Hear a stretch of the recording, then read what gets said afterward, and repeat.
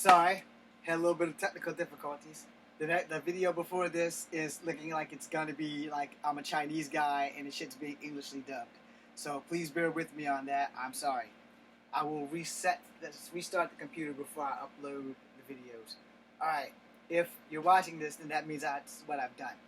As I was saying before I was interrupted by more than one person in the group here.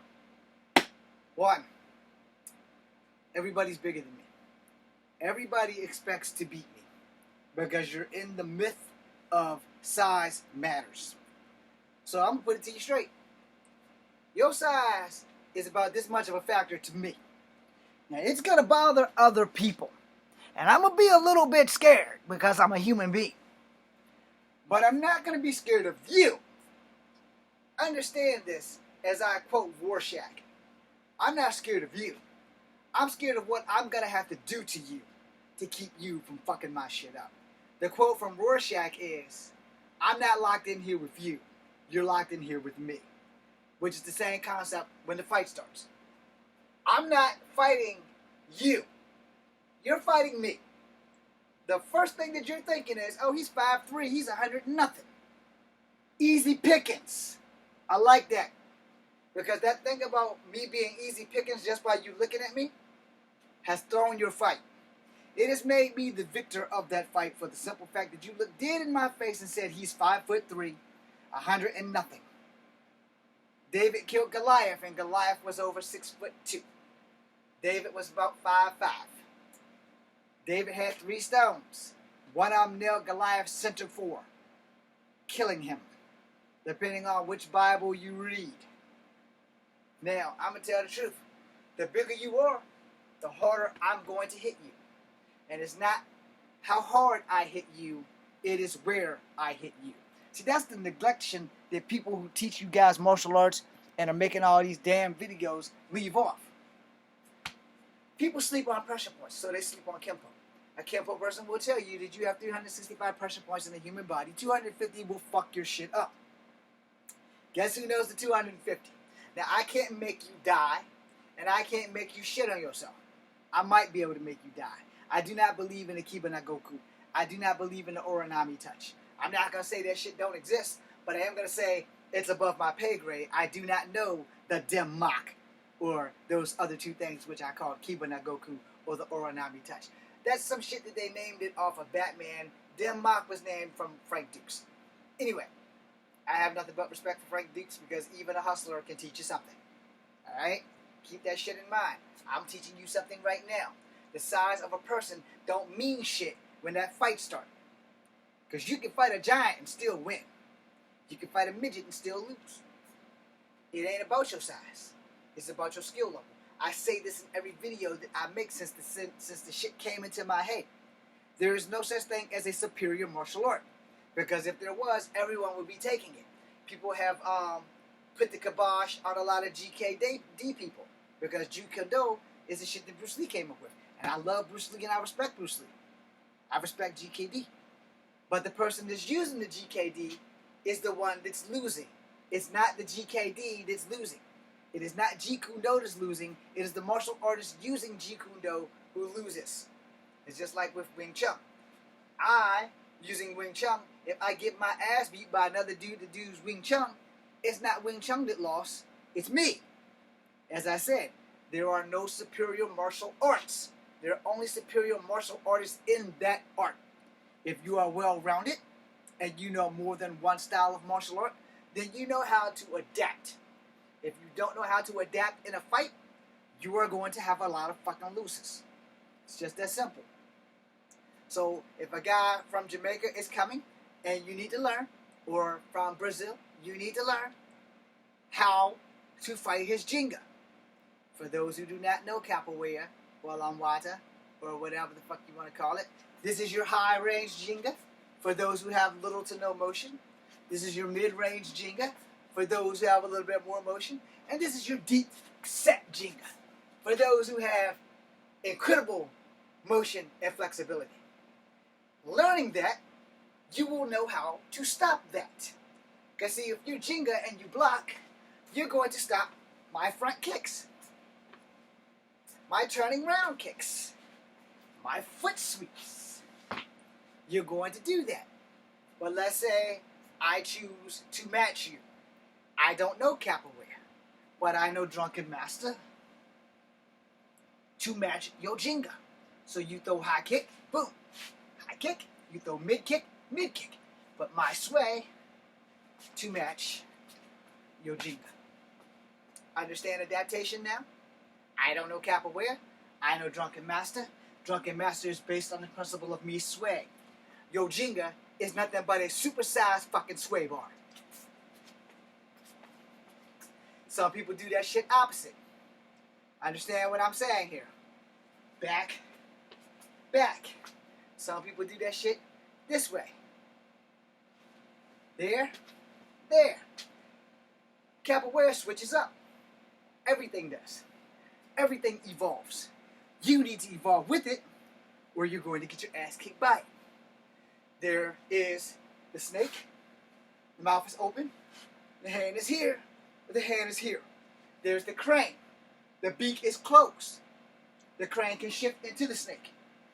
Crane, snake, understand. Tiger, dragon, understand. Now you got eagle. My leg doesn't work. It's actually supposed to go this far back. So you have to understand. You have mantis. You have to understand. You need to recognize every fucking style that's being thrown at you. And if you haven't studied them styles, you're going to be in trouble. Which is why you need to adapt. You can learn from getting your ass handed to you. You can learn not to let that shit happen ever the fuck again. If you break into mantis, I got options. I have crane, because I can evade, I can push off. I have aikido. You go in for the crane strike and I roll your shit. I have judo, I catch and I throw. I have standing jiu-jitsu, I catch, I break, I lock. There's a lot of shit that I can do that most people are just gonna laugh and say, oh, that's bullshit. Well, here's how you deal with bullshit. I don't have anybody to demonstrate it on. The thing is, nobody really wants to get fucked up. But, you know, there's not a lot of martial artists around here in Charlottesville that's willing to give me a chance and get fucked up for free. You know, and then there's, oh, you don't have a black belt. I don't need a black belt. Because a black belt is bullshit. I understand that. I have beaten black belts. And that's the thing. So you have another crane here, because it's part of Tai Chi.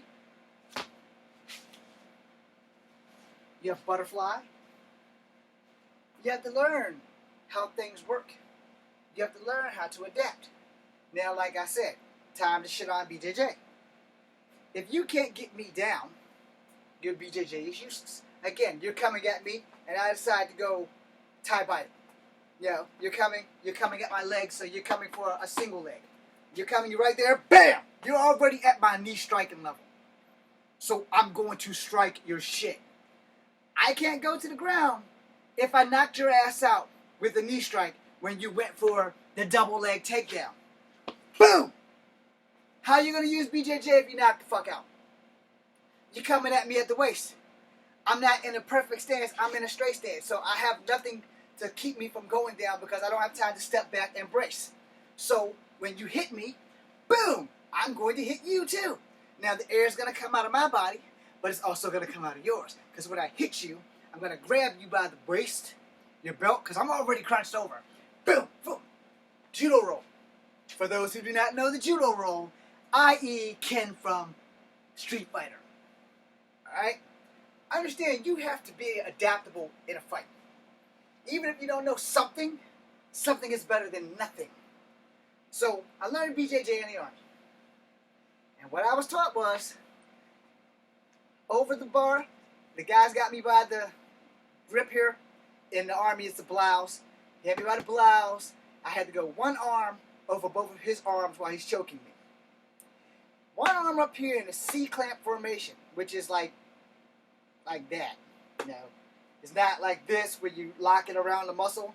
It's where you're on the muscle. So, then I gotta somehow or another roll this big bastard off me. I.e., the guy that I was sitting on, great soldier, love him to death, can't remember his damn name, but he was like 6'10". I'm 5'3". He outweighed me by a good 150 pounds. I could not roll this motherfucker to save my life. So when I say I suck at BJJ, it is not a fucking lie. Do I know BJJ? I know enough to not get my ass kicked by it. Because that shit I learned in the Army, they didn't give us a fucking ton lesson. They gave us a crash course. So in that crash course, I learned 3 things real quick. 1, if the guy outweighs me, I'm not going to be able to roll him. 2, I do not want to give him full control, side mount, or back mount. Because then, if I'm on my back and if I'm on my front and he's on my back straddling, he can squeeze his legs around my stomach and put me out. He can be bashing my head in and put me out. He can make me tap by putting me in an arm bar, a Fujiwara arm bar, or a Yuganagi, and then he can put me in the Oscar lock and some other shit because I fucked up and got in the fetal position on my stomach. Okay. Now, in the streets, that's not how that shit's gonna work. I promise you, in the streets, you're not gonna be on the ground trying to make somebody tap. Because people don't tap in the street. They fight. They fight until they can't. Guess what? I will fight until I can't. You break my arm, I got another one. I still got 2 legs. In my demonstration with my nephew, I showed them, if I can't get you off me that way, I gotta jerk one way, and I'm going to elbow you all up in your ribs while you holding me down and choking me. It's hard to protect yourself while you're on top of me trying to choke me. All of this shit is open. Now, while you're choking me, I got options. I can grab your thumbs. I can grab your pinkies because those are your strongest 2 fingers of your grip fingers. If you haven't been taught that, now you have. This finger, and this finger, those are your grip fingers. So your pinky, your middle finger, and your thumb are your grip fingers. Learned that in Kempo. But in case you don't take Kempo, now you do. So if you're gripping me here, and I got my hands across your arms here, while you're trying to grip my chest, my shirt, whatever, I can hit you in your elbows and punch them in and pull you to me and put you in a headlock. But I ain't going to do that because that's a lot of work. But while you have both your hands here and you're straddling across my body, your ribs and shit is wide open. Boom! Boom! I'm going to be under you. Boom! Boom! While you got top mount, while you trying to transition into this arm, your ribs are going to be broken because I'm going to be hitting you there the whole time you're on top of me on top mount. If you transfer to side mount where you can put my arm between your legs so you can get the arm bar, I'm going to tuck and roll like they do in wrestling, and I'm going to lock my arms. The whole time I'm tucking and rolling while you're pulling me, these knees are free. And I'm going to be kneeing the fucking shit out of you. So you can take me to the ground if you want. It's going to work worse for you because I'm always thinking about how to survive a fight versus how to win a fight. See, a lot of people get on here and they're great martial artists, and I'm not going to put nobody down, but I'm going to tell you right now, I'm a fucking survivor. I am a street fighter before I was a martial artist. As a martial artist and a street fighter and an actor, I'm going to tell you the fucking truth. Where, I don't have any views. Nobody views the truth because the truth hurts like a motherfucker. Understand that shit. So when someone coming at you and they're either going to spear you, boom! Why are you going to let that shit happen? If I don't defend myself when I see you buffalo charging me like Bald Bull from Mike Tyson's knockout, I deserve to get knocked on my ass because I let you do it. People do stupid shit in fights. It's a fact. Generally, a motherfucker that's winning the fight will probably fuck up and wind up losing the fight. Get overzealous. Yeah, I got this motherfucker. I got this motherfucker. Get over cocky. Yeah, I can beat this little bastard because he's only 5'3". I got him. I got him. I got hands. I got hands. I got lightning fast hands. But do you have endurance? Do you have cardio? Do you smoke? Do you drink? Do you eat healthy? Things that you don't take into account are things that I've taken into account. Because I can see, oh, you're a big boy. I like big boys. Because that means I don't have to play with you when we rumble. See, there's a big difference between competition and street fighting. Competition, we got rules. Understand, I've never been in a fucking competition. I've watched them. I've learned from them. But I fight. It's just as simple. Even if you get into the UFC, or Rec, or Pride, or Havoc, all 4 of them which rejected me because I'm 5'3" and I'm 125 pounds. By the time they got my weight class, I was fucking 37 and I was in the Army. And then I was cruiserweight past, By the time they got their little tiny division in, for Mr. Punyverse, the weight that I am now, 125, that I have to stay because of this hip replacement and trying to keep this from being fucked up, now they have my weight class. I'm 48 years old. I'm a liability. Just for the people in the back. Now.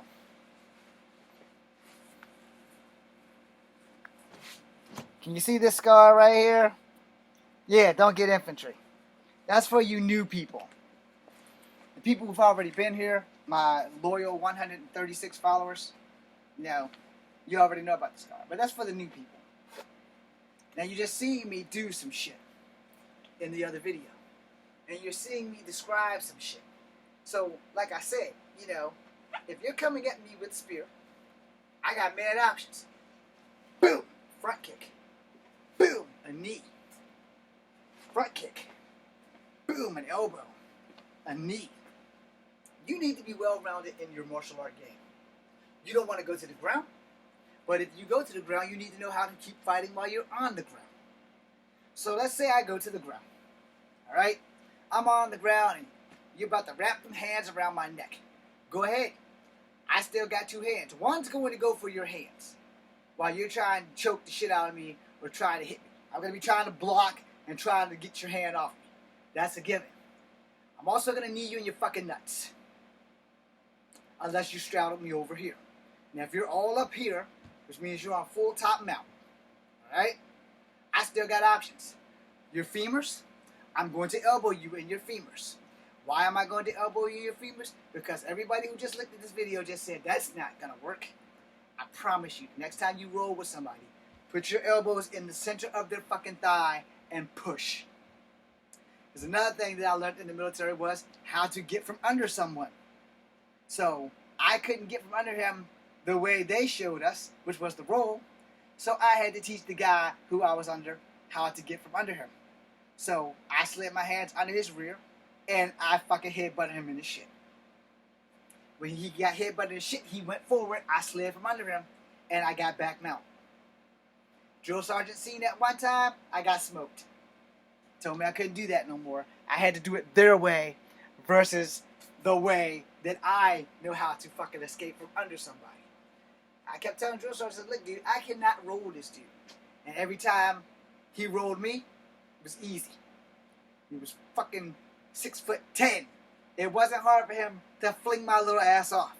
He was every bit of 300 pounds. Every bit. No fat on this cat.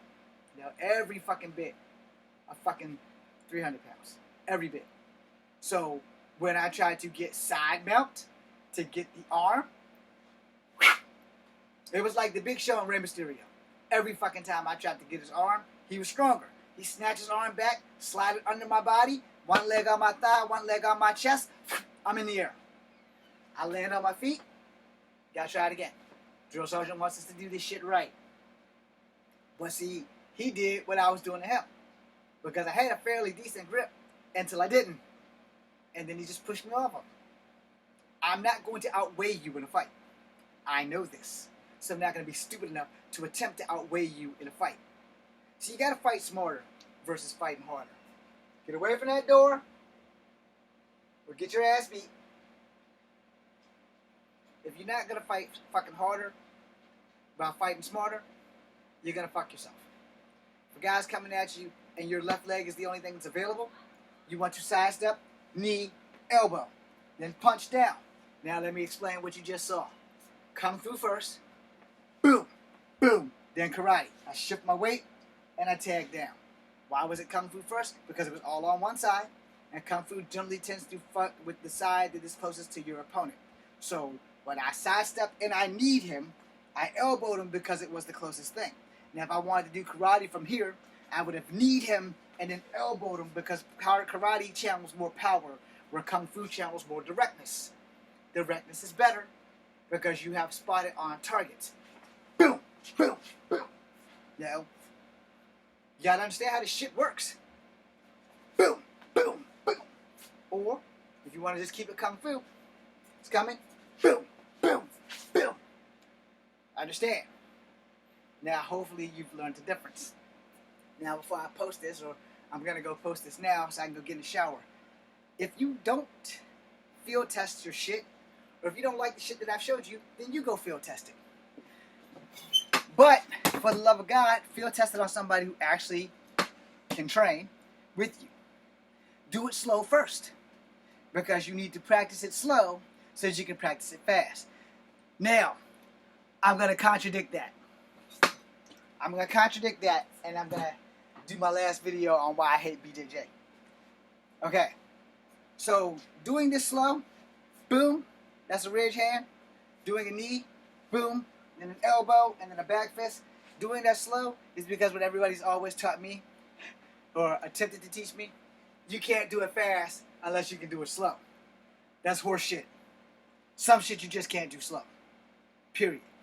There have been things that I have tried to practice and I've had to slow myself down. Like when I'm doing a choreographed fight scene.